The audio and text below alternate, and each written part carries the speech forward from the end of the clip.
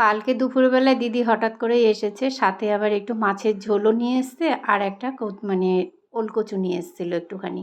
তো যদি আমি সেদ্ধ টেদ্ধ খাই, তা ভাবলাম যে না ঠিক আছে, আজকে নিরামিষ দিন, সোমবার, তাহলে কচুর তরকারিটা দিয়ে একটু বড়া ভেজে তরকারি করি। সেই জন্য রাতে শোয়ার সময় একটু ডালও ভিজিয়ে রেখেছিলাম, মটর ডাল।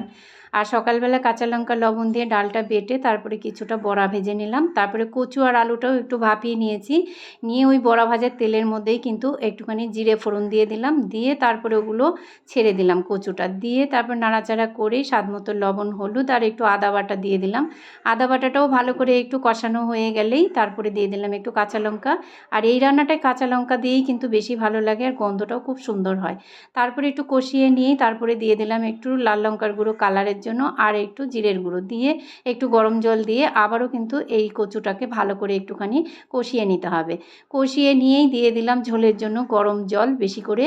আর যেহেতু বেশি করে গরম জল দিতে হবে, কচু আলু সেদ্ধ হয়ে গেছে, কিন্তু ওই বড়াটার জন্যই কিন্তু জলটা একটু বেশি দিতে হবে, কারণ বড়াতে তো ঝোল টেনে নেবে, নালে এবার শুকনো শুকনো হয়ে যাবে, ভাত দিয়ে খেতে অসুবিধা হবে।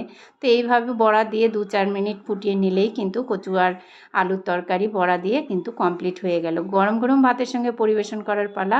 শুভ দুপুরের শুভেচ্ছা সকল বন্ধুদের। সবাই ভালো থাকবেন, সুস্থ থাকবেন, সাবধানে থাকবেন। পরবর্তী ভিডিওতে আরেকবার দেখা হবে।